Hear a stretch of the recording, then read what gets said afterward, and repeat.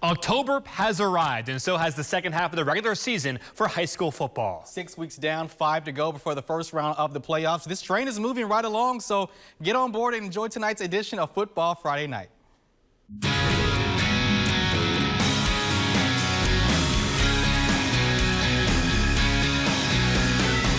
They're coming in from far and wide, filled with team spirit and hometown pride. All fired up from the big pepper rally last night. Hear the marching band playing the fight song. Teams charging the field, ready to get it on. Cheerleaders working up the crowd with all their might. That's what I love about a high school football Friday night.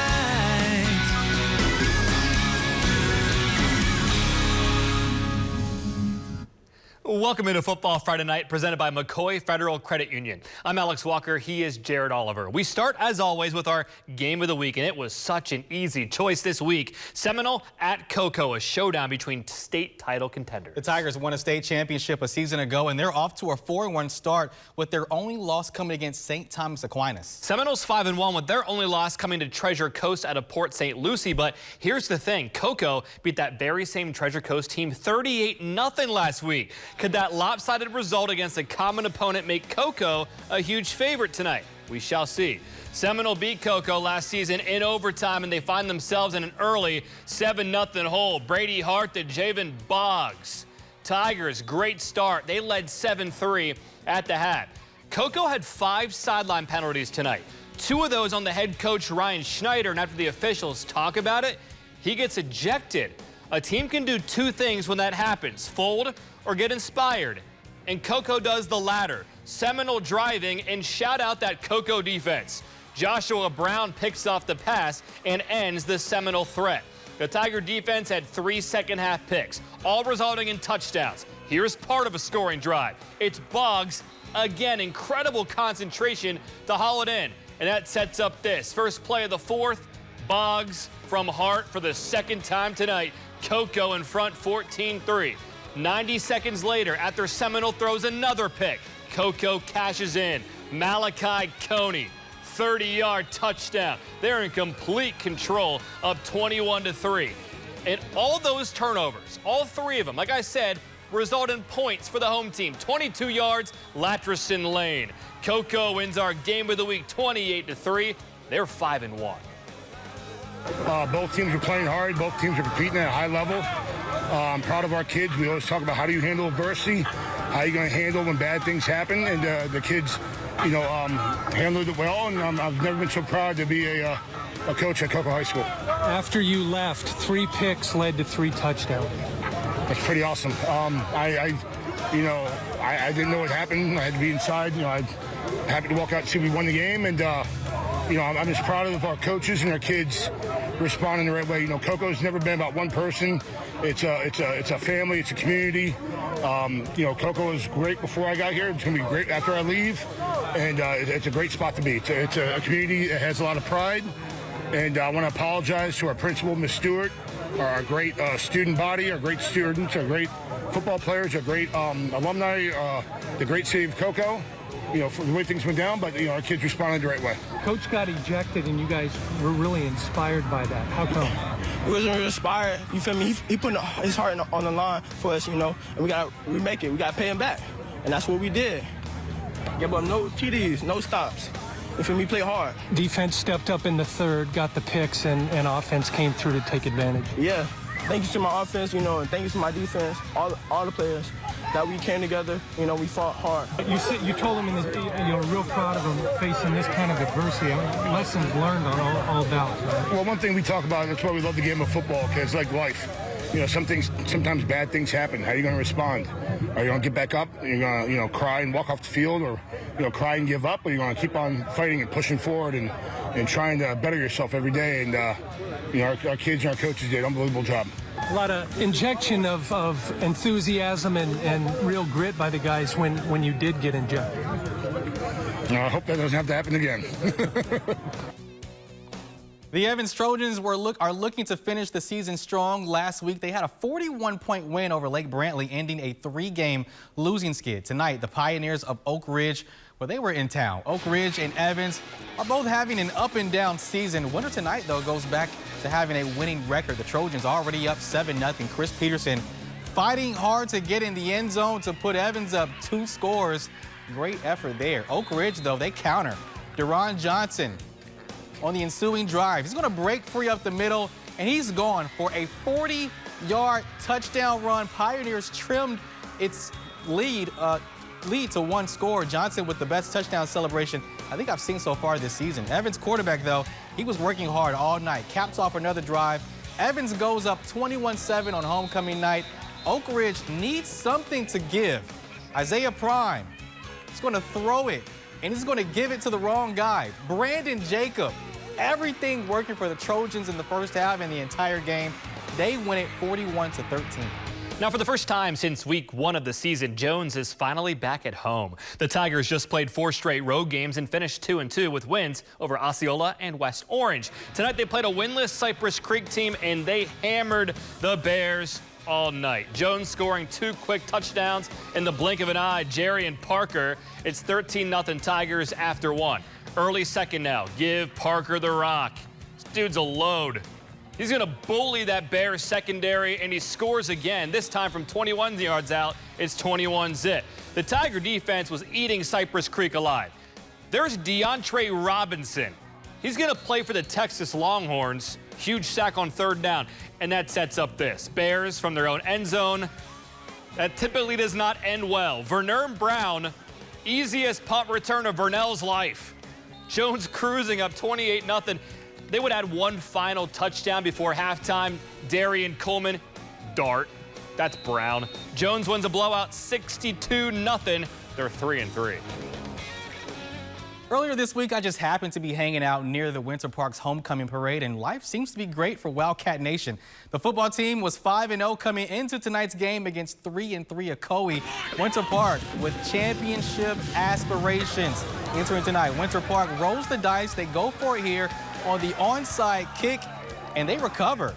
Nice execution. 3 plays later, Wildcats, well, they go for the home run. Evan Van Dyke on the receiving end of a nice touchdown pass. That makes it 7-0. Then in the second quarter, it's going to be Aaron Williams looking for the same guy. Evan Van Dyke for 80 yards. How about that? Huge play from the Wildcats to extend their lead. Huge play there. Ocoee, though, they're trying to gain some ground here, and they get in the end zone for a 1-yard score. A homecoming night ends with a win for the Wildcats. Winter Park remains unbeaten. They win 14-10. Edgewater putting its perfect 6-0 record on the line at Timber Creek. The Wolves off to a 2-4 start. Opening possession for Edgewater. Michael Clayton takes a shot from Timothy Scott, but still delivers a strike to Caden Shields Dutton. Eagles in business. Then 2 plays later, Shields Dutton runs the ball. He's one of the best in the state on the ground. 7-0 Edgewater. Late first quarter, keep feeding Caden Shields Dutton. This guy is so powerful. He's going to score off the edge from 20 yards out. His second score of the quarter, 14-0 Edgewater. Let's go to the second quarter now. More of the same from the visitors. On 3rd and long, A.J. Howard move the chains, and they would capitalize on that drive. Clayton is going to connect with Luke Anderton. 21-zip Eagles. They soar again, 38-7. They're perfect at 7-0. Here are some other scores from around Orange County tonight. Windermere wins a close one against South Lake, 37-35. Meanwhile, Dr. Phillips goes into Lake Nona and escapes with the 1-point victory. Horizon takes care of University tonight at home, 35-6, in a good game between Apopka and Olympia tonight. The Blue Darters edge the Titans by 2. We are just getting started here on Football Friday Night on 9. Still plenty to come over the next 10 minutes, including Haggerty's home game against Harmony. The Huskies are going to bounce back after getting shut out last week against Winter Park. And a showdown tonight in Orange County between Colonial and East River. We also head to Lake Highland Prep, where the Highlanders hosted Windermere Prep, looking for their 4th straight win. But before we go back to the gridiron, it is time for our first Sonic Battle of the Bands. Here's the Boone High School Marching Band.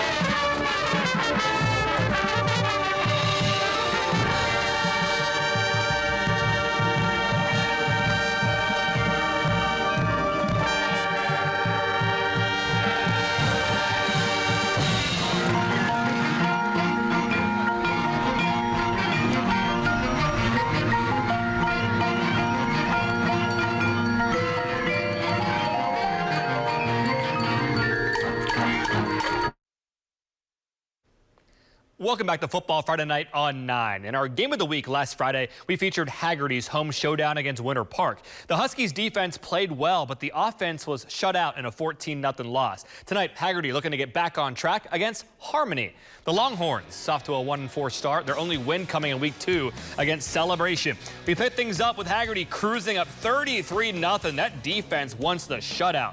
Aiden Kovat put in some big-time pressure on the QB. The Longhorns are going to punt, and it's blocked. Jacob Donovan blocks it. Noah McCabe falls on the football. Haggerty in the red zone. Caden Mitchell wants to put the game away, but Harmony's defense says, "You sure about that?" Emmanuel Ramos picks off the pass. So here's Harmony all the way inside the 10 on 4th down. Pass is going to be complete. Watch this.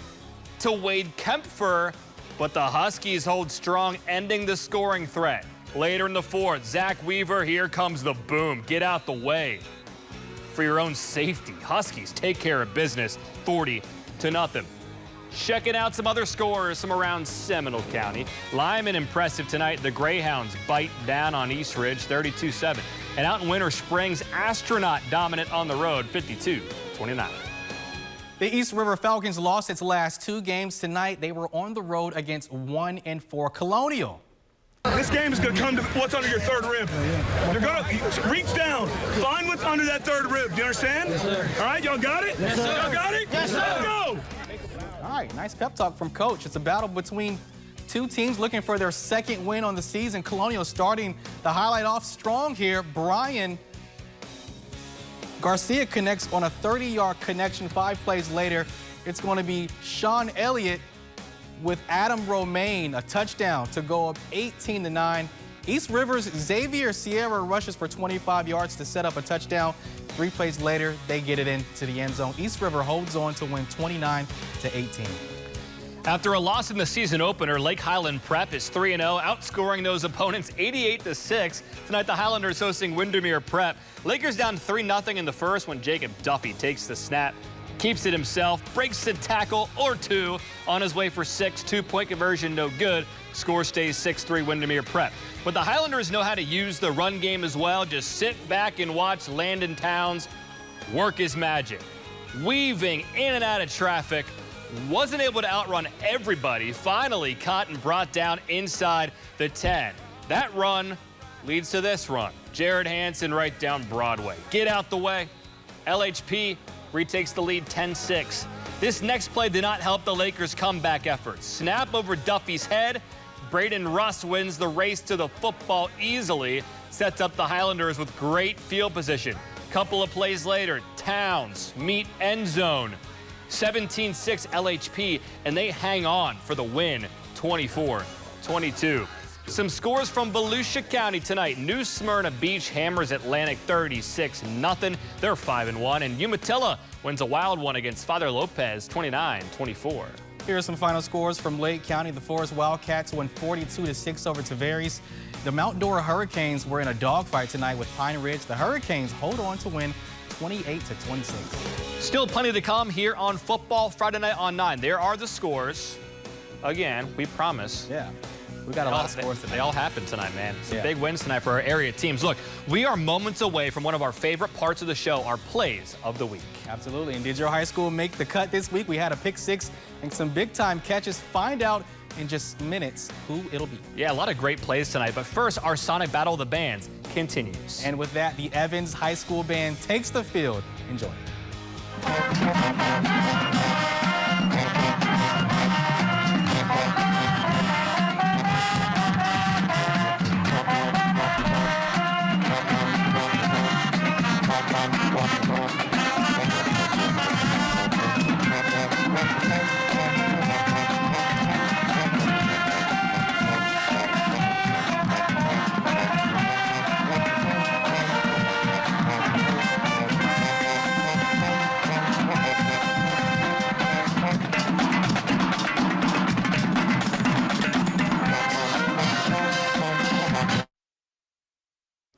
And welcome back to Football Friday Night, presented by McCoy Federal Credit Union. It is now time for our top plays of the week, and we start with an inspired Cocoa Tigers football team.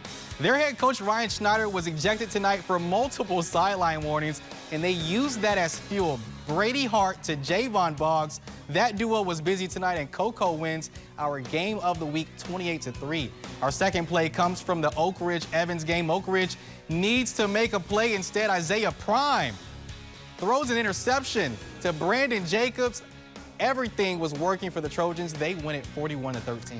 Our third play comes in the shadows of Camping World Stadium. Cypress Creek at Jones. Vernell Brown put on the afterburners. Punt return touchdown. He was flying. I almost dodged out of the way, but I held strong. Jones cruises, man, 62-0, the final score there. It is time now for our final Sonic Battle of the Bands. That's right. Let's take a listen to the West Orange Band as we take our final break here on Football Friday Night.